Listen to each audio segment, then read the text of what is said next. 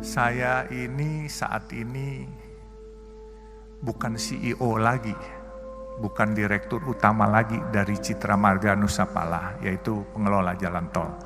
Tetapi sekarang alhamdulillah saya sudah jadi pemilik 80% saham di Citra Marga. Bukan karena kehebatan saya, tetapi semua gerak Allah. Saya mulai dari kecil, saya sebagai pedagang es mambo, pedagang asongan. Saya tidak pernah bermimpi, tapi saya punya mimpi selalu. Oleh sebab itu saya selalu katakan kepada teman-teman, dalam hidup ini kita harus punya mimpi, tetapi mimpi itu harus kita juga yang membuat menjadi kenyataan. Jangan biarkan mimpi itu berangan-angan saja di kepala kita, tapi kita harus jadikan kenyataan. Untuk membuat itu bagaimana? Kita jadi orang harus jujur dan amanah. Kedua, harus sayang kepada orang tua, karena doa orang tua ini membuat jalan kita jadi mulus. Saya tanya tukang parkir, satu hari dapat berapa sih? Dapat 10.000 sampai 15.000. Waktu itu satu mangkok bakmi hanya 300 perak. Jadi kalau 10.000 sama dengan 33 mangkok. Andai kata saya makan satu hari 3 kali, saya masih bisa save 30 mangkok. Berarti saya masih bisa jadi tukang parkir aja udah cukup. Itu cita-cita waktu SMA. Terus saya bermimpi, kok orang-orang bisa sukses? Bagaimana cara sukses? Satu hari saya ke toko buku. Saya lihat buku bagaimana jadi orang sukses. Saya nggak punya uang. Saya hanya duduk ke sana, saya numpang baca, terus saya pulang. Saya bacain buku bagaimana cari orang sukses. Jadi orang sukses itu harus rajin bekerja. Dan juga jangan lupa berdoa. Dan juga jangan lupa jujur. Dan jangan lupa juga sayang kepada orang tua. Dan minta ridho barokah dari orang tua. Itu intisarinya. Dan saya selalu bermimpi memang menjadi orang sukses. Mimpi itu saya sendiri pesimis waktu itu untuk jadi, untuk sukses. Tetapi seperti saya katakan, bahwa ini semua gerak Tuhan, bukan gerak saya.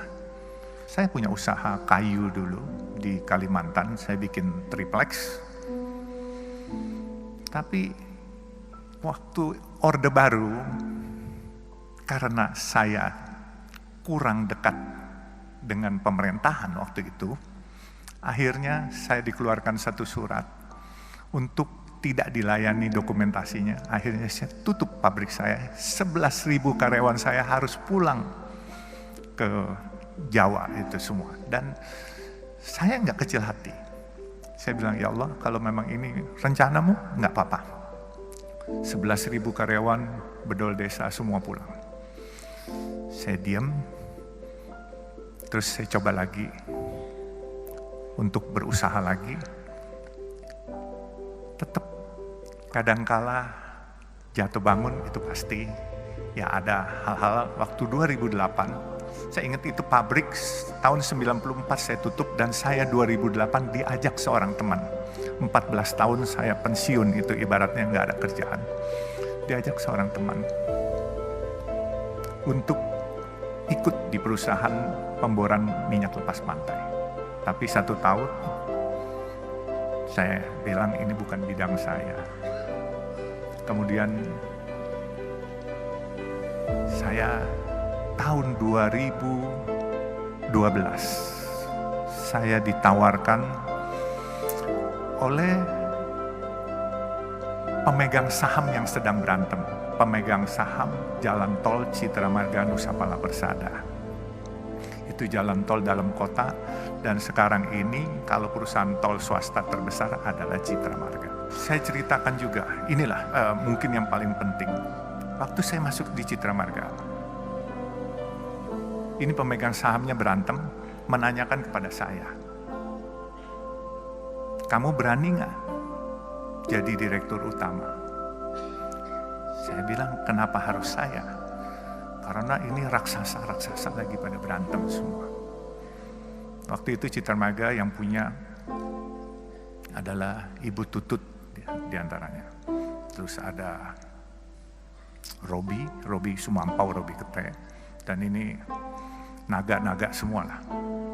Kebenaran saya ini kelahiran dia punya omset untuk dalam kota 600.000 kendaraan per hari. Memang biaya pembangunannya cukup besar. 600.000 kendaraan kali 9.500 rupiah. Kurang lebih hampir 6 miliar, 5,4 miliar per hari. Kalau kita nggak sombong, kita selalu mau tahu dan bertanya. Saya belajarnya ini dari supir dan dari marketing rokok. Waktu saya umur 17, tetangga saya itu agen rokok. Jadi saya suka duduk ngobrol sama supirnya, sama marketingnya. Saya selalu tanya. Kalau nggak sombong pasti kita mau bertanya. Kalau sombong, misalnya orang ngomong apa, kita sok bisa, padahal kita nggak ngerti apanya. Itu kita harus tanya. Nggak usah malu-malu, tanya apaan sih. Ini menambah wawasan kita. Nah, setelah menambah wawasan kita, insya Allah kita jadi pinter.